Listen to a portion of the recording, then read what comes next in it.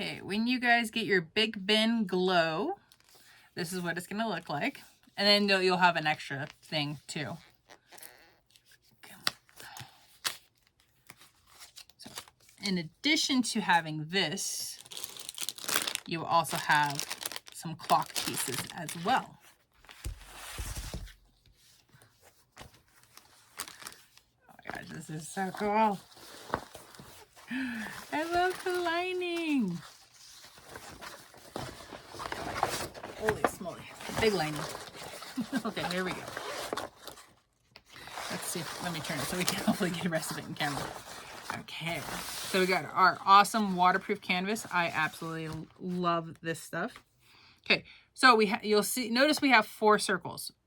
Don't worry, like they're supposed to be circles. So we have one of them is for the front, one of them is for the back. And then we have 2 other ones that could be utilized for slip pockets. So then we also have the gusset and our zipper gusset pieces.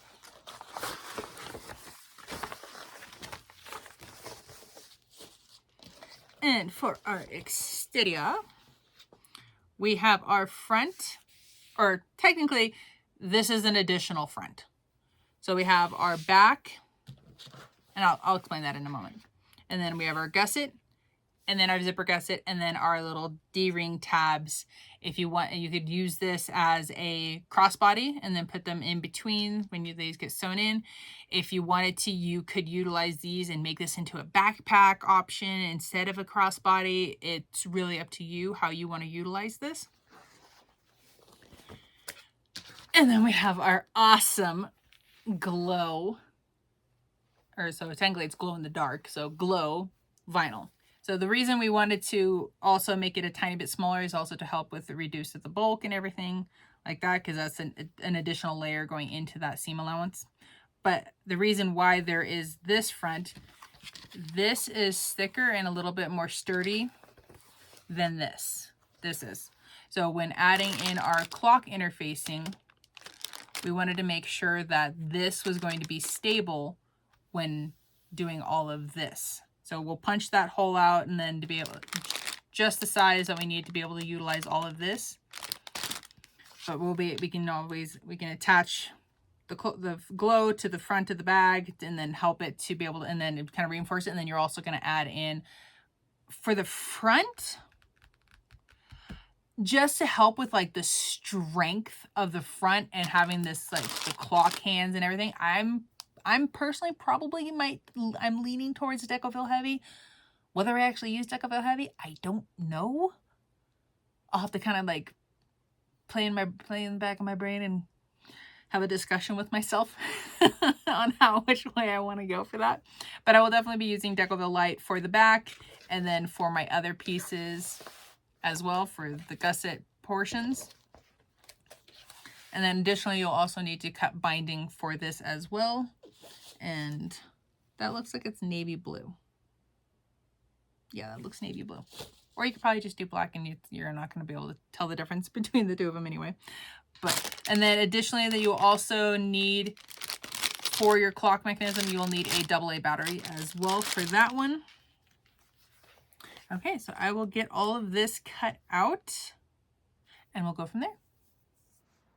Okay, here we go with our Peter Pan bag. So this is our clock mechanism. We'll need like the size of this before the very end, but for the most part, this can all just sit to the side. We have our lining pieces. So we have our front, our back, and then our 2 pocket pieces. And I'll still haven't decided exactly how I'm going to use them. We have our front piece. And then for my zipper gussets, I have both of those with Decoville Light. And then our little D-ring connectors. This is the bottom gusset. And then we have our main front and our back, both with Decoville Light on them. I ended up doing, I think I was talking about doing Decoville Heavy on this, but I decided just to go with Decoville Light to make it easier for the turning out of the process. And then we have over here, we have our 2 lining pieces for the zipper gusset, and then we have our lining gusset. Okay, so the first things, and then additional things, we'll have our binding, zipper tape, D-rings, zipper pulls, our slide adjuster, and our swivel clasps. But most of those we won't need till later. So just push that off. And then if you, of course, if you have a label or a little sew-in little fun tab thing, you can always add those into it. So we're going to focus on our front piece first. So I'm going to go around this again because when my cutting, I still left some of the white. So you want to make sure that you remove any of that white showing. You want to make sure to cut that all away. So I'm going to go do that and I'll be right back. So as I was trimming this down, I remembered that this is smaller than the outer one. And so even when you do go to sew it on, you're going to run the potential, it might fit into the side. It might not fit into the side when you do the binding. So just to get rid of any of the question of will it get into the binding or not, or whatever, I measured this band right here and then went around making little tick marks to try to make it as uniform. Is it the most uniform thing in the entire world? More likely, absolutely not. But at least I don't have this giant black band around the outside. And so I personally like it. You don't have to do it. That's just something that I did. So now what I want to do is I'm going to add some, well, one, I want to find the center of this because that's what I will line up everything and do that. So let me do that before I forget. Got our notches at our top and the bottom. Then I'm going to grab this. I'm going to take some double-sided stick tape as well and add it to the back of this just to make sure to help hold it down in place. So go ahead and add as much or as little as you would like. After you have your tape attached, we're going to make sure that we have the 12 o'clock is up pointed to the 12 o'clock, or 6 o'clock to the bottom. Everything is kind of lined up. And then if you want to, just make sure that you are truly centered, just go around and every so often just kind of check what your seam. So I definitely have more up at the top, a lot more at the top. Yeah, so we can go up higher.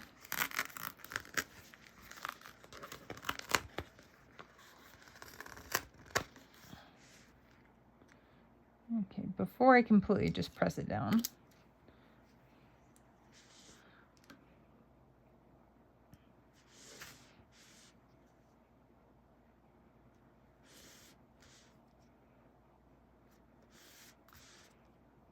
Okay, that's better. So now I got it more centered. I'm going to press it down to get the tape down. And something else that I'm going to do that might be a little on the time consuming side, but you guys do not have to do this. This is just me wanting to be a little extra.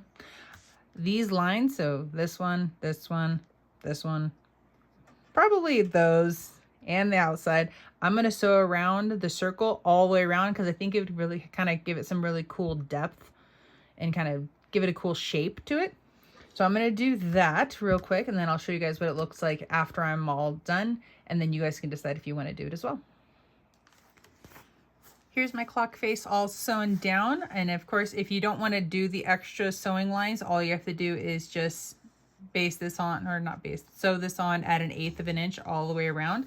But as you can see, it adds a little depth, and then when you kind of give it at an angle, it kind of puffs these guys out a little bit more. And then if you really wanted to add like a little bit more depth to it, you could always have added like a piece of fleece or foam or something underneath here within, like smaller than the clock face. That would have really made these layers kind of really puff out. But that's completely optional. You don't have to do that if you don't want to.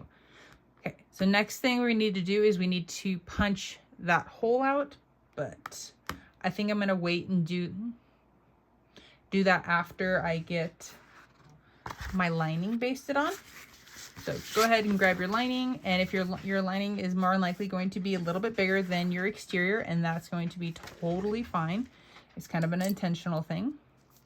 So you're just going to go around clipping your lining to your exterior. Oop. And then just double check that you have it, make sure everything's covered.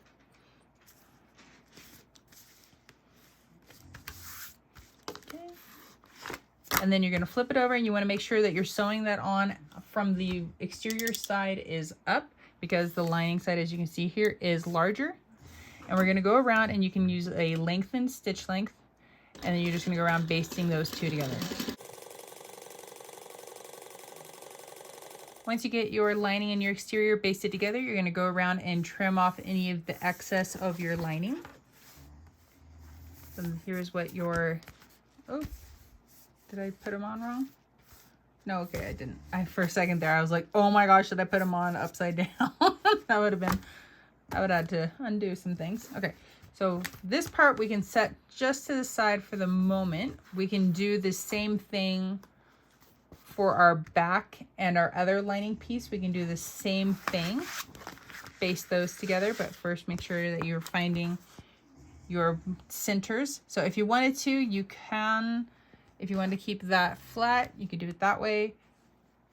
Even if you, so if you did it like this, I can't, it's not quite multi if it's angled up, but even if it's like slightly off like that, this still doesn't look bad, or slightly up like that, that doesn't look bad either. I think it's just a matter of personal preference. So I'll go with that. Once you have your top and bottom clipped on, make sure, then you're going to go ahead and add your lining piece. I'm going to double check, make sure I have them facing the correct way. Okay.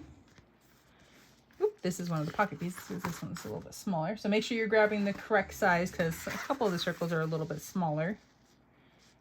Okay, so there's that.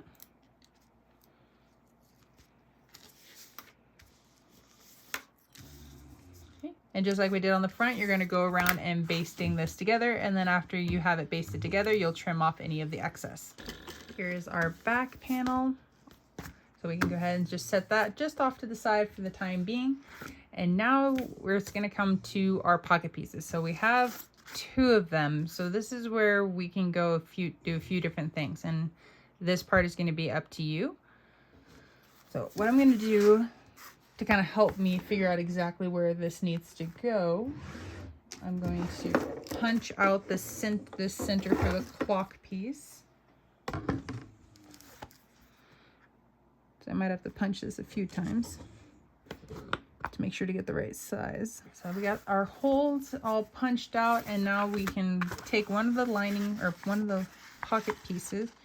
We're going to fold this in half and then crease it.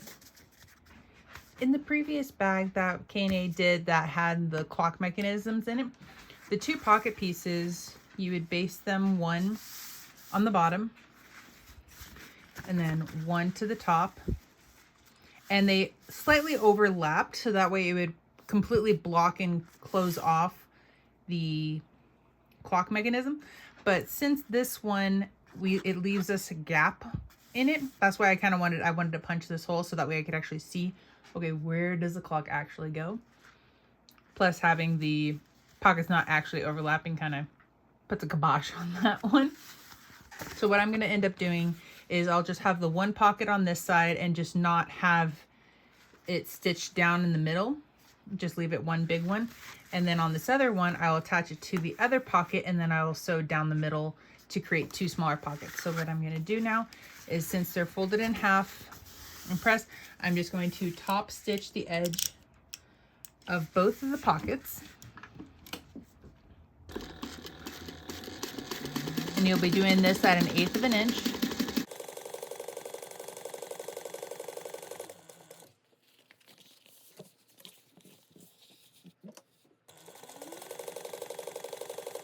Once you have your pockets top stitched, you're going to clip them onto your bags at the bottom, and then you will just baste them on at 1/8 of an inch, and you'll do the same thing for both of them. So there's that one, and then just go around at 1/8 of an inch, basting them on. Okay, I got the pockets basted on, and just, oh dang it, I just realized I can't sew up the middle of this one to make it into two smaller pockets because I already basted onto here. So if you wanted to make this into two smaller pockets, so if I were to stitch that down right there, this would be one side of the pocket, and a little bit smaller because we still don't have the binding on and everything. Do that prior to basting it onto the back. That I just realized my mistake, but you can still easily just throw a phone in that, and it's still very much a functioning pocket. And now that the pockets are sewn on, we can set both the front and the back aside for the time being, and we start on our zipper gusset. We're going to grab one of them, and then we're going to also grab our lining as well. And you want to make sure that you're lining up our end here and along the top, because you always want to double check that the lining is the same length as your exterior. And we typically prints the lining, or tries to have the linings printed a little bit bigger, just in case, because things kind of can get a little weird with printing. So we got that much of an excess, or at least on mine I have that much. So go ahead and trim it off, and you're going to do the same thing for the other zipper gusset and your bottom gusset as well. Now that we have our lining pieces trimmed down, we're going to grab our zipper tape. And I just like to measure my zipper gusset and then lay my zipper tape right on top. And I always cut mine just a tad bit longer, not a lot, but you don't have to. You can cut it the same length. After you have it cut, just make sure you heat seal both of the ends. We're going to take our zipper tape and we're going to take it, this is the right side, that's the wrong side. We're going to take the right side and put it right sides together with our exterior. And then if you did cut your zipper tape a little bit longer, you're just going to center that onto the exterior piece. And then you're going to start clipping it together, lining up the edge of your zipper tape with the edge of the exterior piece. After you get it clipped together, you're going to sew that at an 1/8 of an inch seam allowance. Next, we're going to take our lining piece and we're going to lay that right sides down. So it would be right side of the lining to the wrong side of the zipper. And then make sure you're lining up, matching up your edge over here as well as your edge here. After you get that clipped together, you're going to sew that at a 1/4 inch seam allowance. After you have it sewn together, we're going to press our lining away from our zipper tape.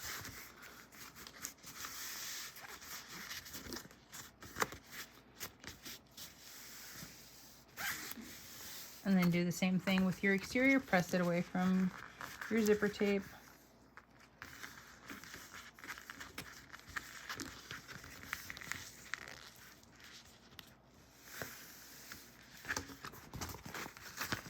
And make sure you have those wrong sides together. And you're going to top stitch your zipper, or you're going to top stitch right here, your zipper gusset. Just make sure to give it a good pinch. And if you want to, you can give it a nice finger press with them both wrong sides together.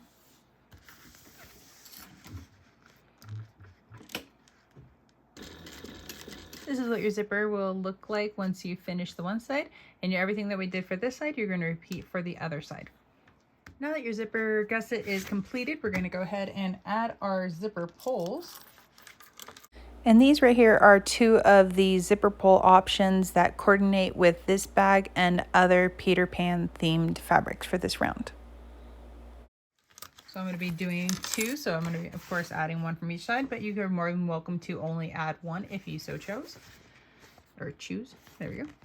So we want to take a look at our zipper teeth, or the coils. So this side has 1 coil higher than this side, and that's going to play a factor here in a moment. So we're going to pull that slightly apart.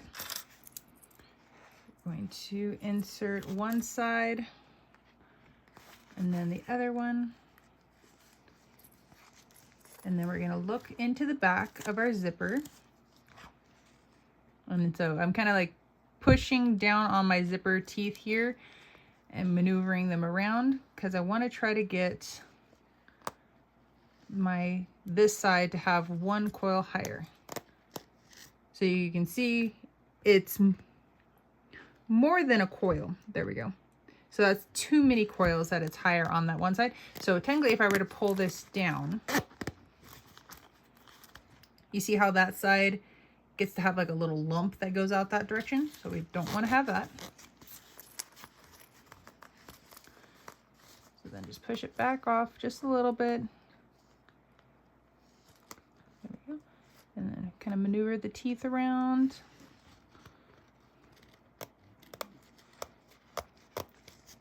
There we go. And now we are back to only having just that one over. And then when we pull it on, and if it's on correctly, it'll look like this. So there's no big lump going to either side. It just looks really pretty. And we're going to do the same thing for the other side. Next thing we need to do is we need to make our little D-rings, or the D-ring connectors. So we have our little tabs here. We're going to mark the center, so it'd be 1 inch up.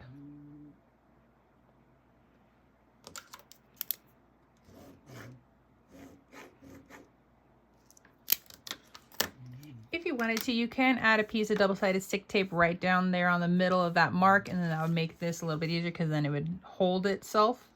But I just kind of finger press it, finger hold it there while I slide it, sew it underneath. So we're just going to do an 1/8 of an inch. We're going to go down both sides.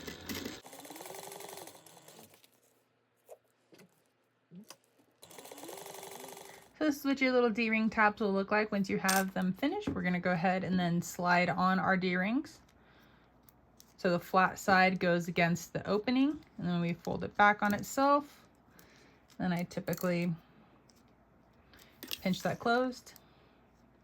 Or I typically add a clip to make sure to hold the D-ring on there. And as I was saying that, I've remembered I never added my label.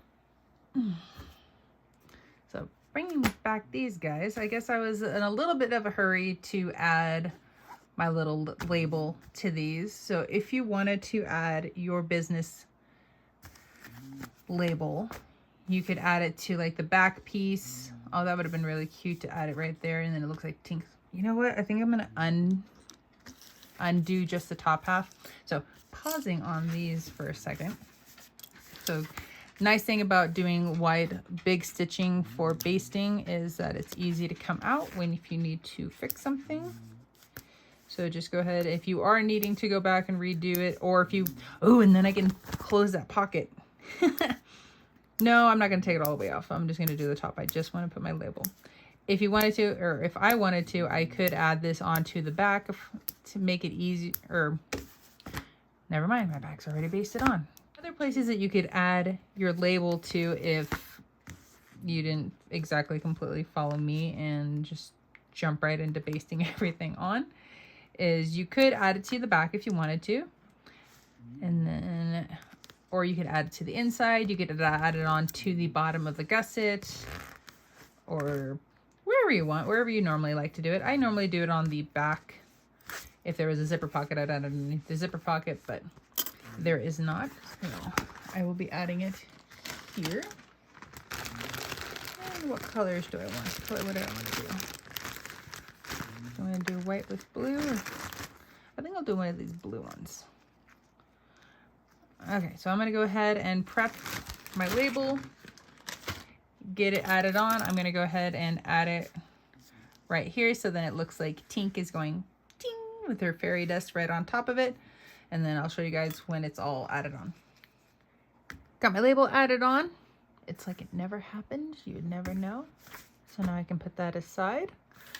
Okay, so here are some ideas or options for this bag. If you wanted to, you could easily attach these onto the back. So I'm going to show that here. So you could add it here and here, wherever my, oh, there's my bottom notch. So centered to either side. And you can make this a backpack. You would then just attach your straps here, one angling this way, one angling this way, and then a little handle piece, which they would angle into the back of the bag. You could do that if you wanted to. You don't have to make a crossbody bag. So there is that option for you. If you so choose to do a backpack, I normally do my backpack straps anywhere from 36 to 44 inches long. If you're doing this for like a kid, you could probably go smaller than that, but you don't have to.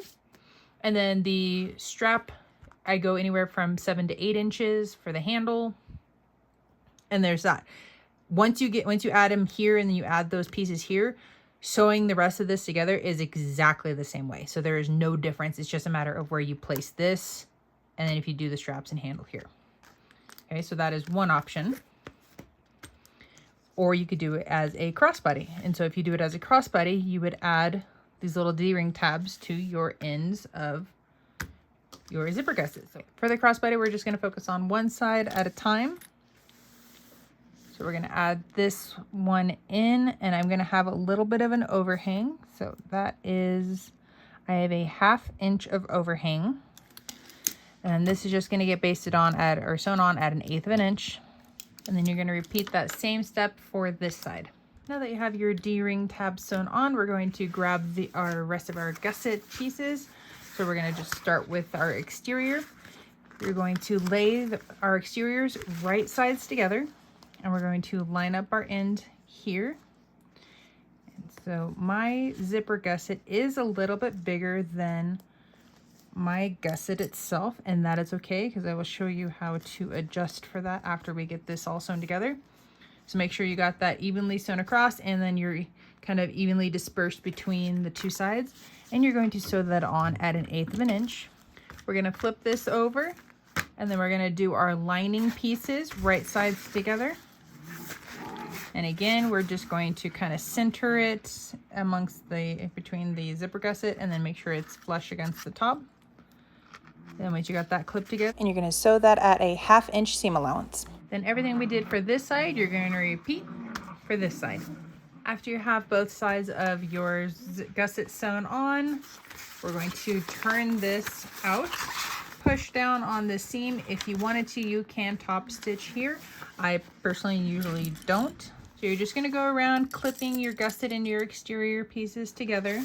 After you have your lining and exterior clipped together, you're going to lengthen out your stitches because we're going to baste this all the way around. So I'm kind of starting kind of in the middle-ish of my zipper side, just so I have a little bit of room to do this. So we're going in at 1/8 of an inch. And then as you're coming up to where it's, so the zipper side is a little bit wider than the gusset side, we're going to take a little bit bigger than 1/8 of an inch. So then when we cross over into the gusset side, we are at 1/8 of an inch.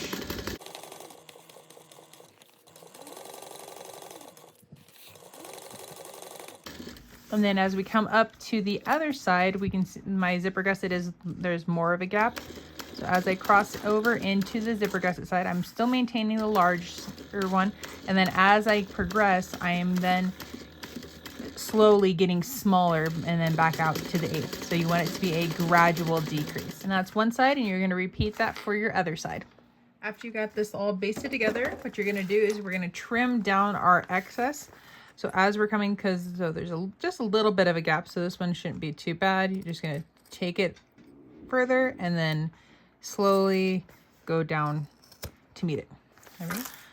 This one will be a little bit easier to explain. So we're gonna start off on this side, and then gradually as we're cutting, we're following kind of like the stitch length or the stitches that we did. So we're gradually working our way back out to being at 1/8 of an inch. And then just trim off any of the excess of the lining that sticks over. And then you make sure that you do that to all the corners. After you have this trimmed up, we're now going to find our centers. So we're going to line up our middles.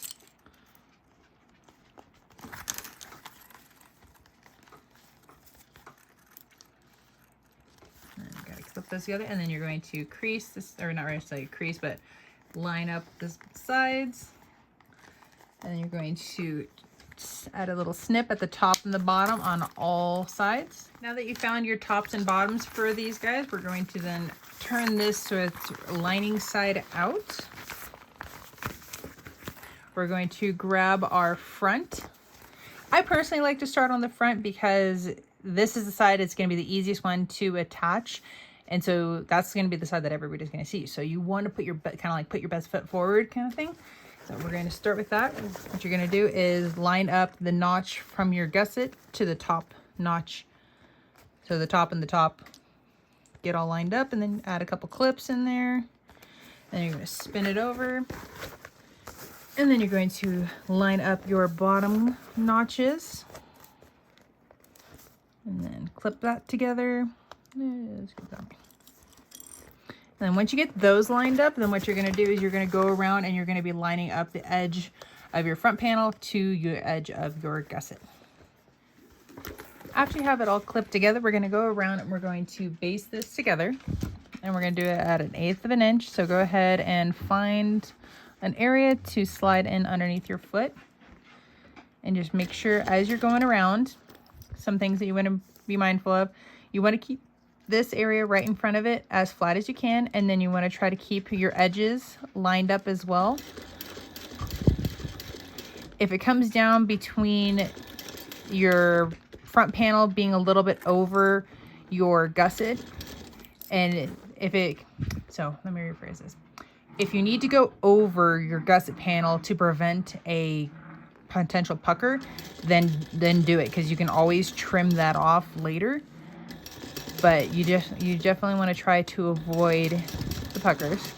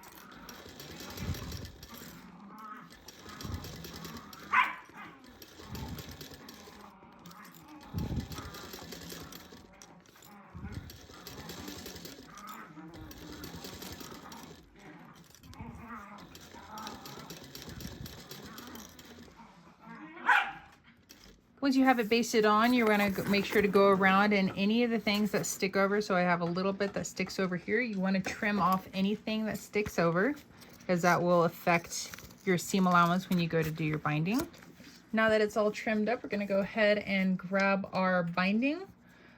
So normally I use waterproof canvas, and I will cut mine to like 1.25 inches wide, so that way when because when I add this on, the side I'm sewing from, I only add what I need and everything goes onto the back. So if it's a little bit wider, I have more hanging out on the back where I can't see. So then it kind of, I wouldn't say guarantee, but it helps to make sure that I'm going to catch it. But this time I'm going to be using some pre-made binding. So you're just going to go around and then add it on. And then depending on what type of binding you're going to use, you guys will add it on according to what type it is. Binding is all clipped on, so again we're just going to find a little spot to be able to slide underneath our foot, and we're going to be sewing this at 1/4 inch seam allowance.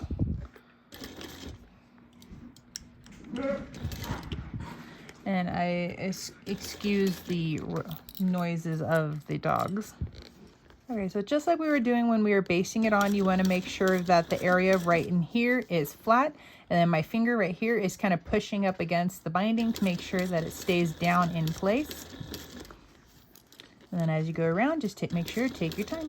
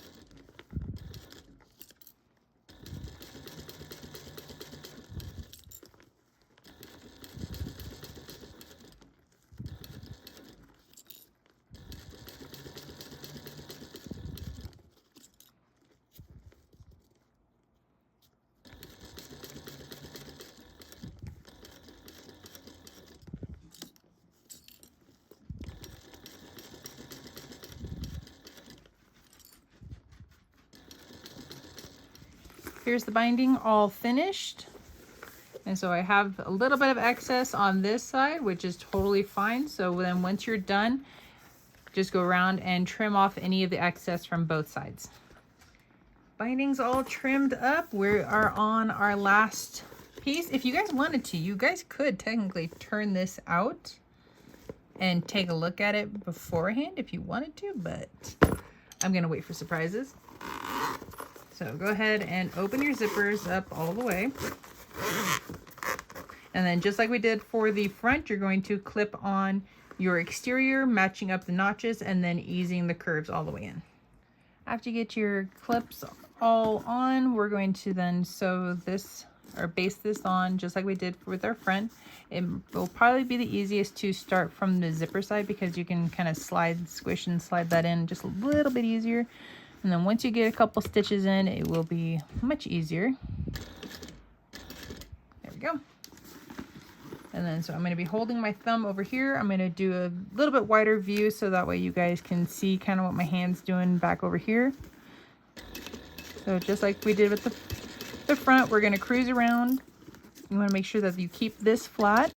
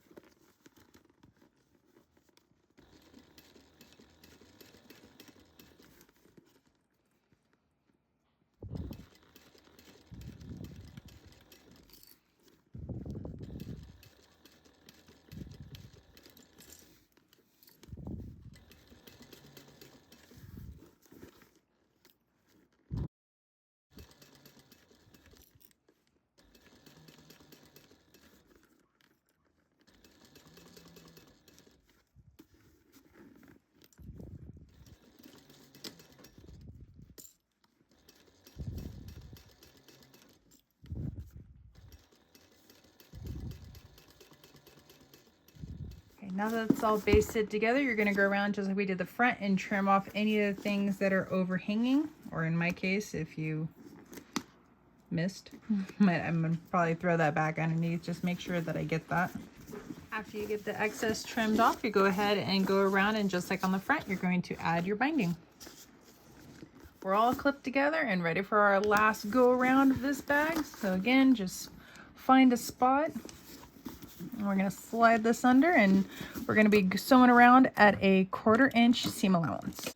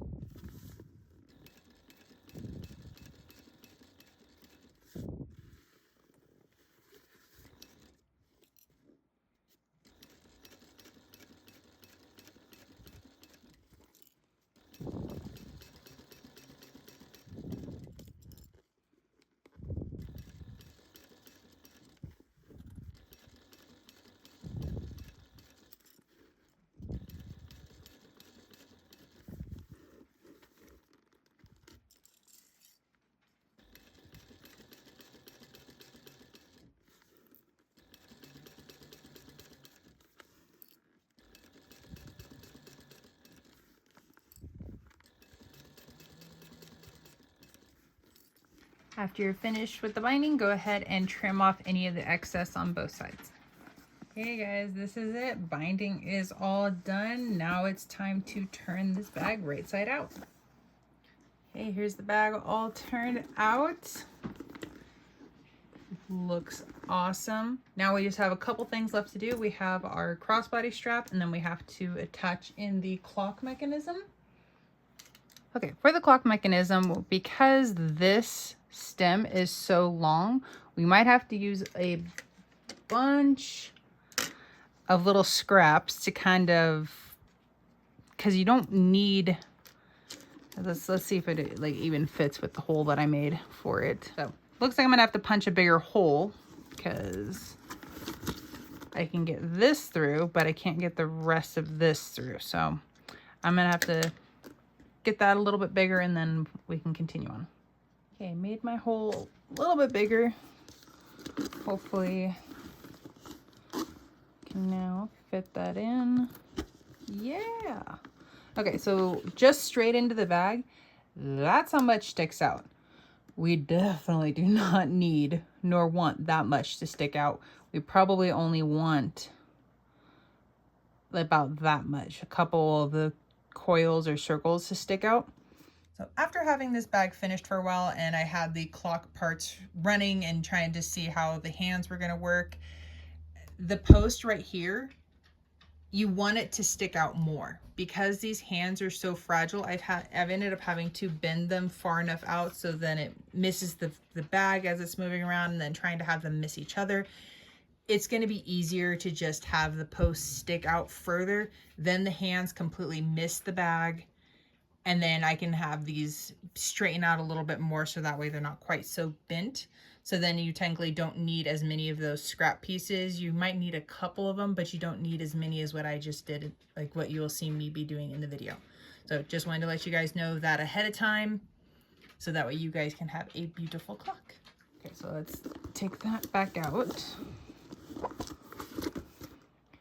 Okay, so I tested this and this looks like it's going to work. So I will count up how many of these guys I have on here.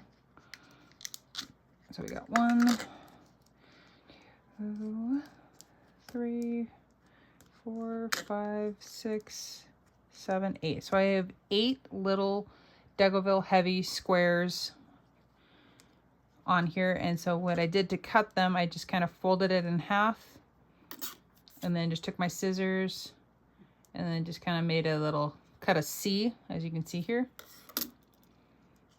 And that made it large enough to where I could fit it over that.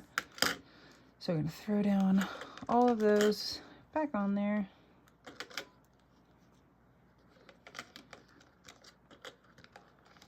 Okay, so then you want to squish them down, and then you're going to get a little plastic ring. So we're going to add that on there as well. And make my little stack of Decauville look a little neater. Not that really anybody's going to really see it. All right, then we're going to go inside the bag.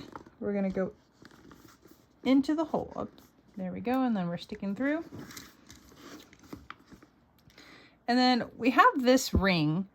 I'm not entirely sure what that one's for, but then we got this one that's got the threads on it. So we want to push that down on there, and we're going to finger tight screw that onto there, and that's going to help hold the clock mechanism to the bag itself. Come on, if I can get it to get on there. Okay, let me do that, Okay, come on. There we go. And then if you have a little, make sure you're holding your clock in on the inside so that way it holds still so it doesn't just keep spinning. And then if you got the little wrench, yeah, little pliers. Ooh, I actually do have little pliers. So we're gonna crank down on that to make sure it's nice and snuggy. Okay, that looks like it's pretty good. Okay, then we got a few hands here. We got our second hand, which also is our cap right there. And then we have our minute hand, our hour hand, and our hour hand. So our minute hand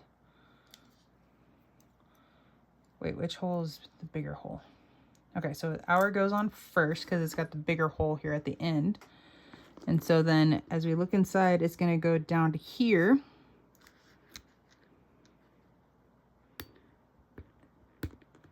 Okay, you can see how it's pushed down and it's right there.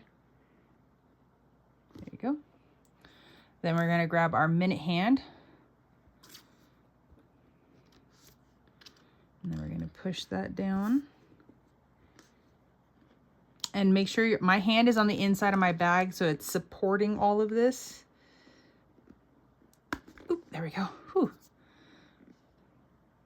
So yeah, you don't want to push down on this and then have it concave your bag. Like my hand was pushing up against that to kind of resist it.